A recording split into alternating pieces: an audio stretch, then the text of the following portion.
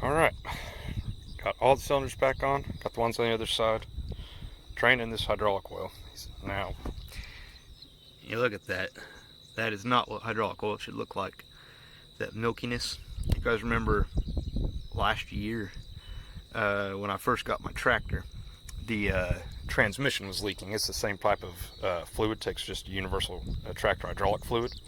But the transmission was leaking water into the transmission on the tractor, and the oil looked the same way because it was full of water. So that's what's going on here, is this oil is full of water.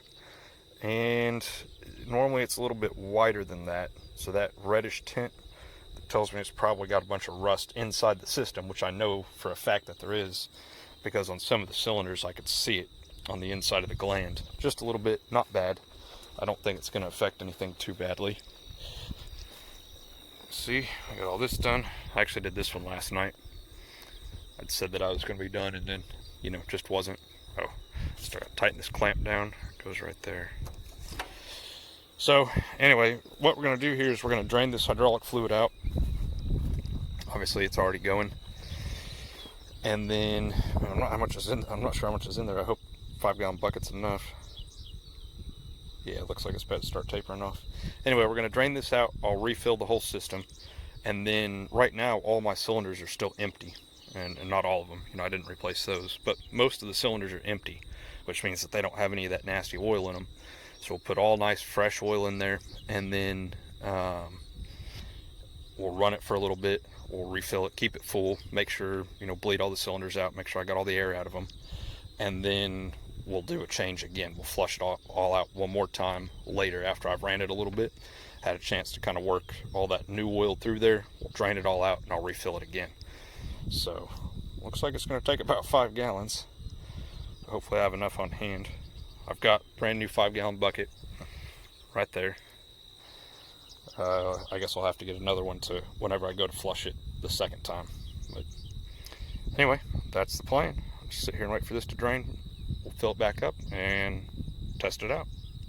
Alright, so you can see how much oil I got out of it.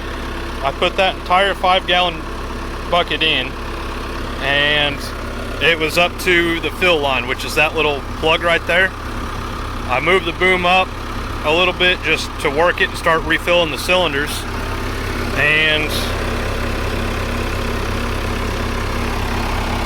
nothing coming out of the fill hole. I knew that was going to happen, and I'd overfilled it just a little bit the first time because I knew that was going to happen. So I had another bucket, and it was about 3 gallons in that one. So I dumped that whole 3 gallons in, and it's still not at the sight glass there, or the fill indicator. So I'm going to go buy another 5, I'll probably go ahead and buy another 10 gallons of hydraulic oil, and we'll keep filling it up. And once I can run the bucket all the way up and down, and I get those cylinders full and I'm confident in that, then we'll start messing with the back over here, and we'll do the same type of thing. We'll just lift it slowly, just move it and get the cylinders filled back up, and then occasionally we'll check the level here, refill as needed. So first things first, I gotta go buy some more hydraulic fluid, so I'll be back here in a minute. Alright, got her going. So all the cylinders are full again, everything's working. One major problem still. Yeah, that's that swing cylinder that's leaking real bad, and I'm going to rebuild both of those.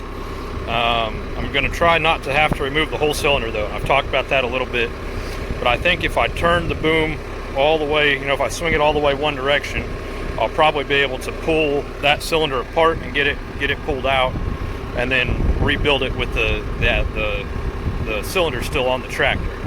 That's my goal anyway, so we'll do that at a later date. I've got a couple little projects. One little project for my neighbor that I want to try and knock out, even with this leaking.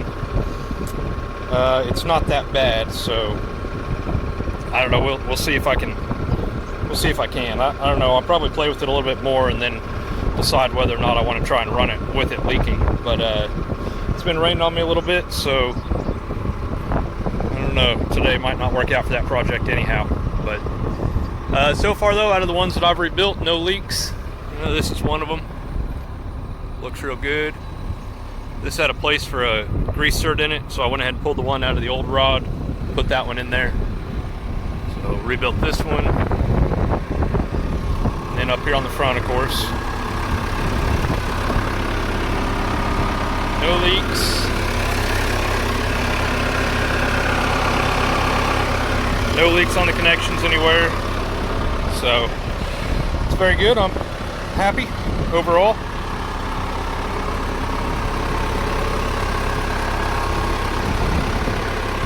Everything's nice and dry, so it's a good thing. It's what we want to see. So, all right.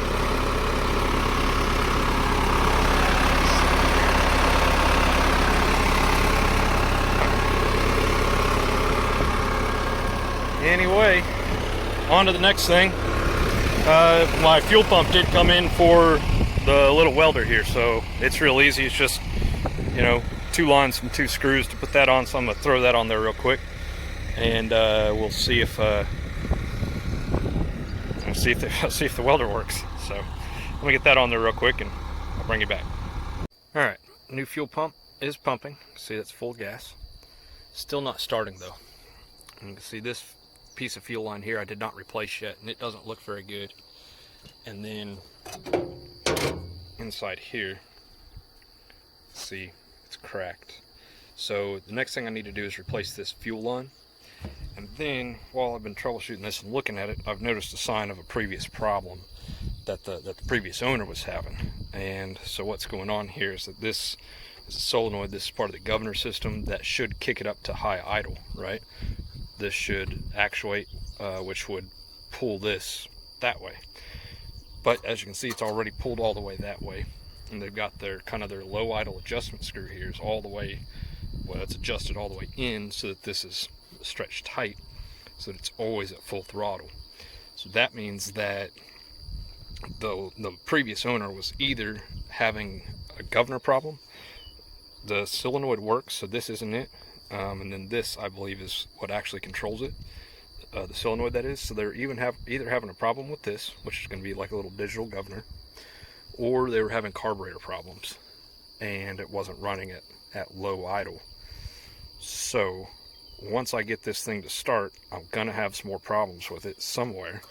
Something else is gonna have to be replaced. So it could be the governor, maybe the carburetor.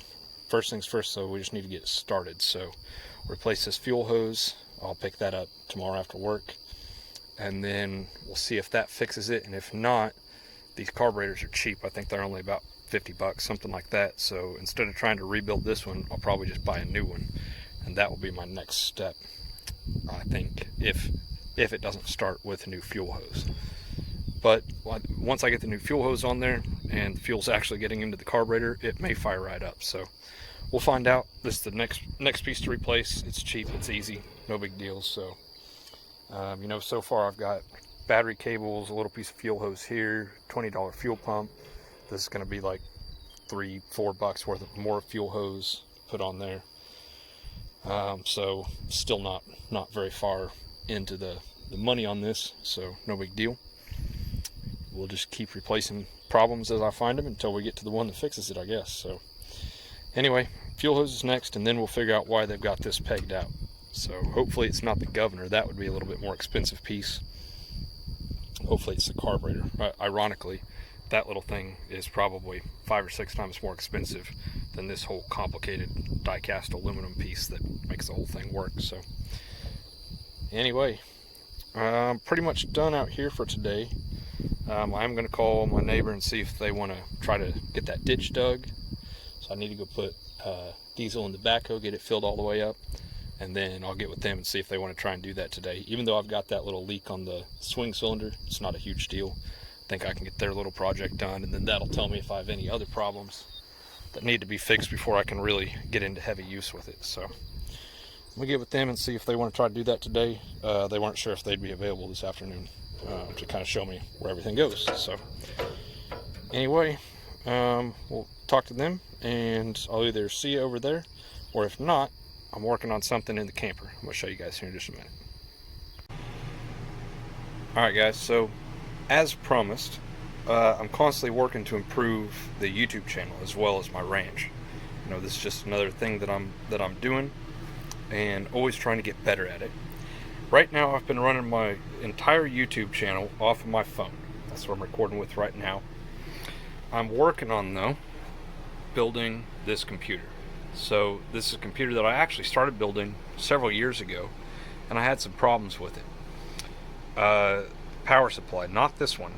This one's brand new, but it was old that I was using.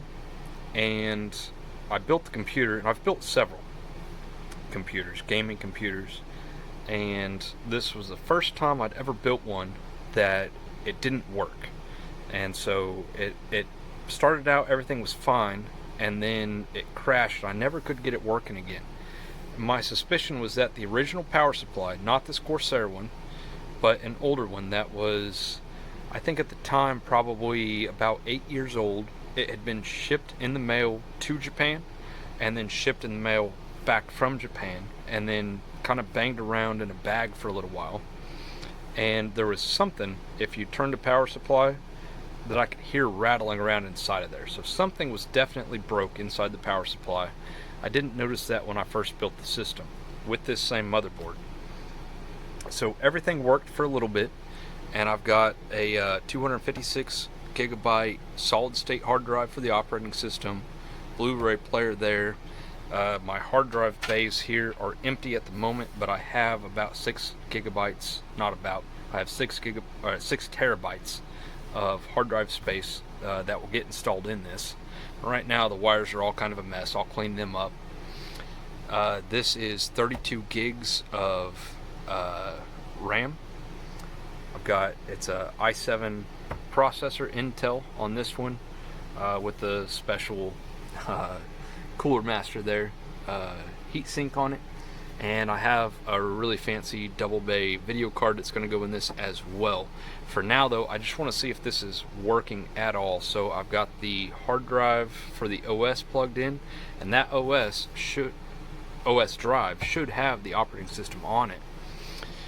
Anyway though, like I said, I built this system, installed the operating system, it was working, and then it failed whenever I hooked up, I think it was the video card. I went to put the video card on it, and the whole system just died. It completely stopped working. So I'm not sure if it was the power supply that failed.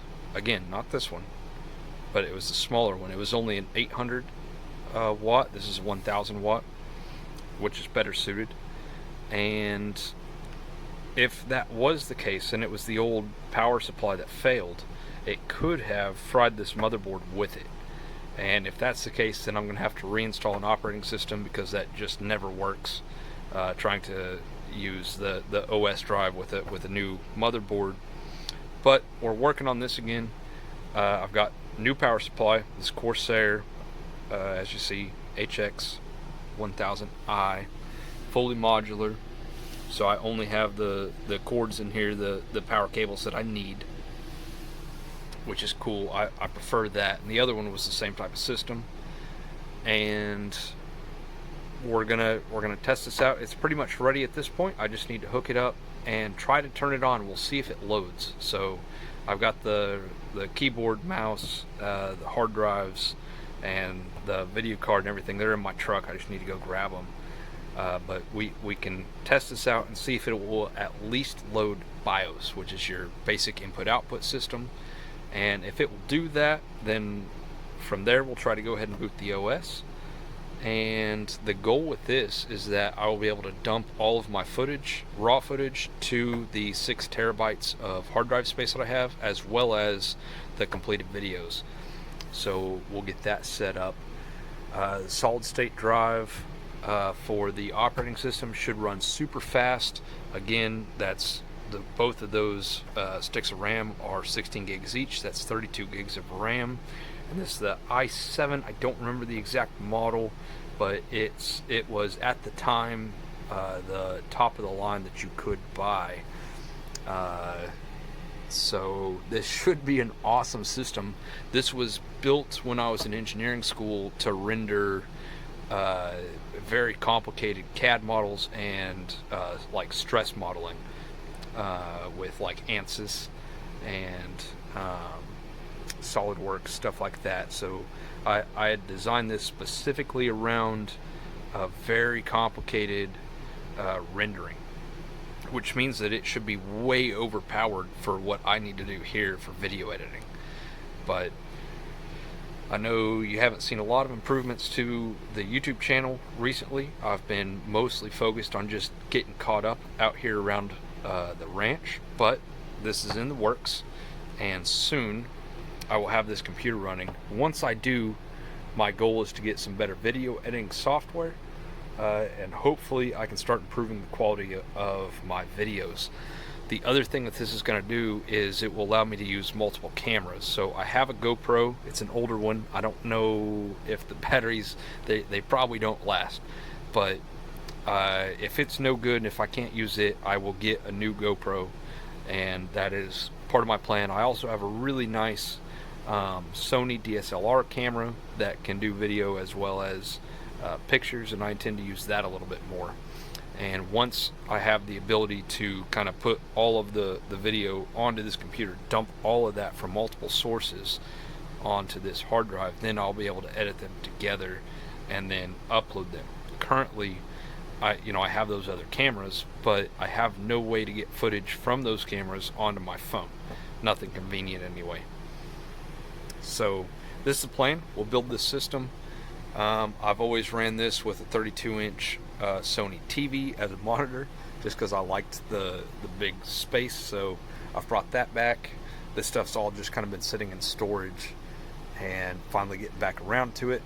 But yeah, hopefully very soon here, even if I have to replace that motherboard, hopefully very soon we will have a very fast, very capable computer, and that's going to help me with the YouTube videos. So for everybody that's still watching my channel in general, thank you for bearing with me, and rest assured I am working on making things better. So this ought to be a great system once I get it up and running, and you can expect some improvements from there. So thanks again for watching, and that's going to be the end of this one. So see you guys next week.